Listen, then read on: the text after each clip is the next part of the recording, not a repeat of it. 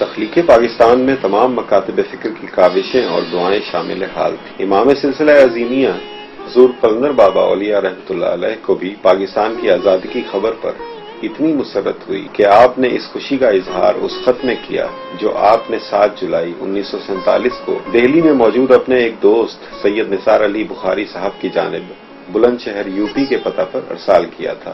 اس خط میں حضور بابا صاحب کا اظہار محبت اور رفاقت کے علاوہ وہ شکر و احسان بھی قلم بند ہے جو آپ کے دل میں قیام پاکستان کے اعلان جون 1947 کے بعد معجزن ہوا تھا۔ یہ جذبہ شکر تخلیق پاکستان کا روحانی پہلو ہے جس میں قیام و بقائے پاکستان کی نوید مضمر ہے۔ قلندر بابا اولیاء رحمۃ اللہ علیہ اپنے ہمدم دیرینہ بھائی نثار صاحب کو مخاطب کر کے لکھتے ہیں، بھائی میں پہلے خدائے ذوالجلال کے فضل و احسان یعنی پاکستان کی مبارکباد آپ کی جناب میں پیش کرتا ہوں۔ میں نہیں بتا سکتا کہ مسلمانوں کو عرض محبت اور شکر گزاری کے کتنے آنسو اس سلسلہ میں عرش رب العزت کے سامنے پیش کرنے چاہیے۔ کاش ہمارے دلوں میں وہ پاک نور ہوتا جس کی روشنی میں مشیت کے اکرام نظر آ سکتے ہیں۔ نام محمد صلی اللہ علیہ وسلم زندہ باد۔ کاش آن جناب رسالت کی شدت محبت سے میرا دم نکل جائے جب ان کے نام پر مسلمانوں کو پکارا گیا۔